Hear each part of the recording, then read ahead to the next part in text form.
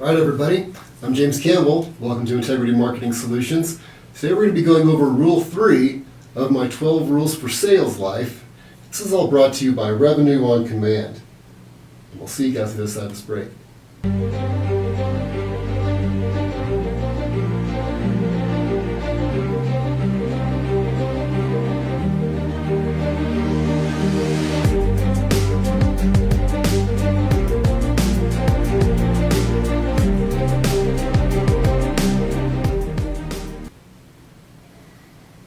All right, everybody.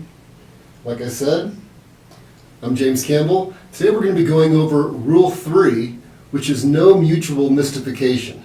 It's really important. As we think about going into our sales opportunities, we have to have a clear future, both ourselves, right, and for the person sitting across from us. Remember, if this is for a lot of people, especially if they're coming through the web, again, we're talking about understanding and closing web leads, okay? And so when people come in, a lot of times, this is their first time meeting with an attorney, right? They don't really know exactly what to expect. And that causes the buyer's defense mechanisms to kind of come up, right? The shields are up.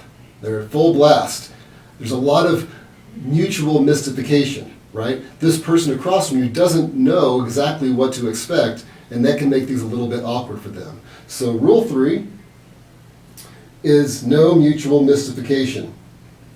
And the way that we get around that is we use what are called upfront contracts. Now, this is not something where you're going to get a document signed, right, or get them to sign something, but we're just going to get them to agree to move on to the next step, to agree to what our outline is. So we want to use upfront contracts to avoid that mutual mystification, and we want to be able to help define the purpose of the meeting.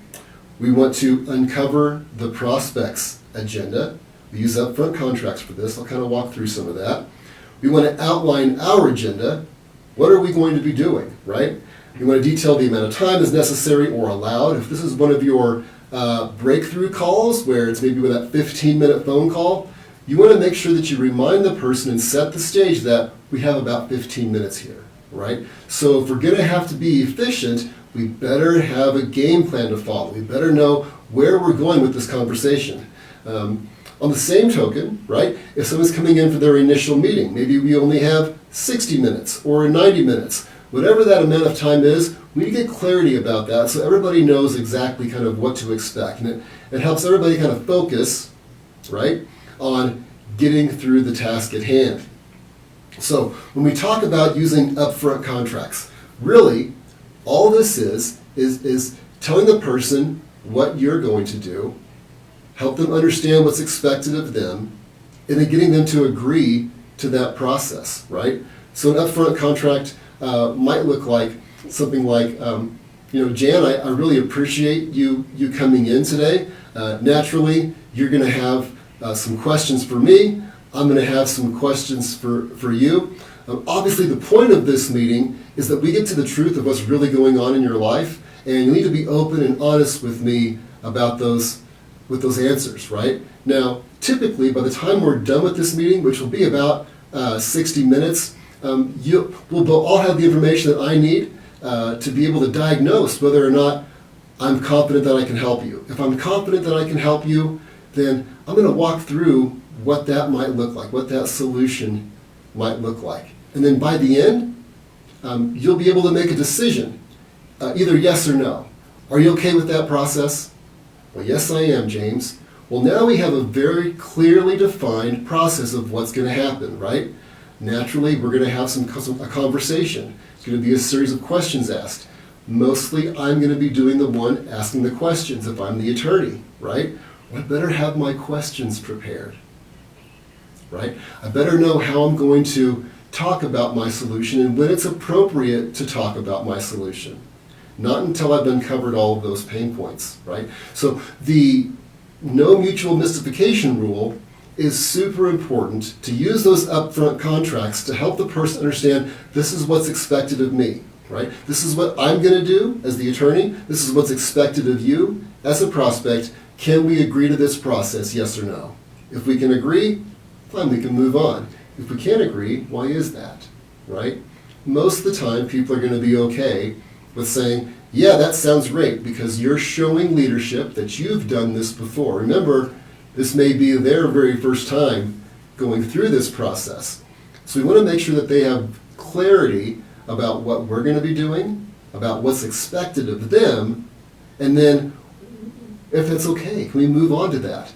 Can we agree to this process? It's really helpful to eliminate some of those big obstacles that kind of come up in sales, especially the think it over. People want to think it over. If we can get the person to agree that by the end of this conversation, typically folks are able to make a decision, yes or no. Are you okay with making a yes or no decision by the end of this meeting? Yes, I am. Right? If they say, no, I need to think it over and meet with a few people first.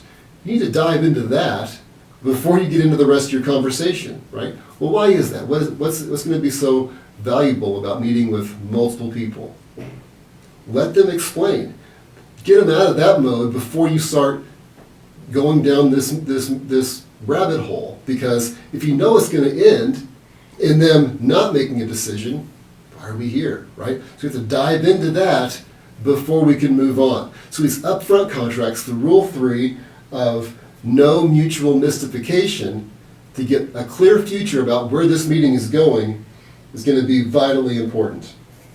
So if you love content like this, if you're looking to scale up your practice, if you're already a client of ours and you have great marketing, don't forget about our coaching solutions, both for marketing strategy, email campaigns, and obviously sales coaching, helping you understand and close web leads at a higher rate, at higher fees, to eliminate some of those obstacles that come up, like things being too expensive, we haven't built the value in, I need to think it over, I haven't got their commitment yet.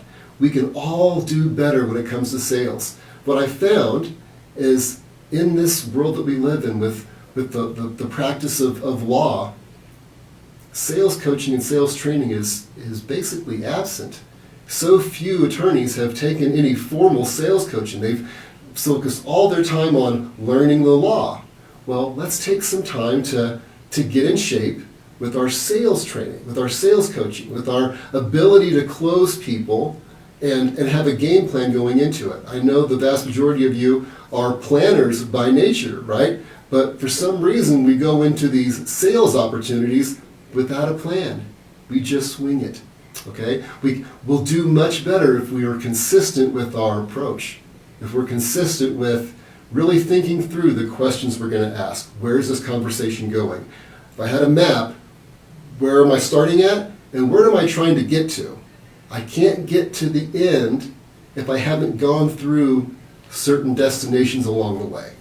So, if you love this kind of content, be sure to follow us on Facebook, right? Subscribe to our channel on YouTube, and just engage. If you have questions about the sales process, if you're interested in some sales coaching, we have great opportunities for what we call legacy clients. If you've been with us for longer than a year, if you haven't been in the sales coaching program, give me a call. Let's talk about ways to get you more engaged, help you build up your marketing, and take command of your practice.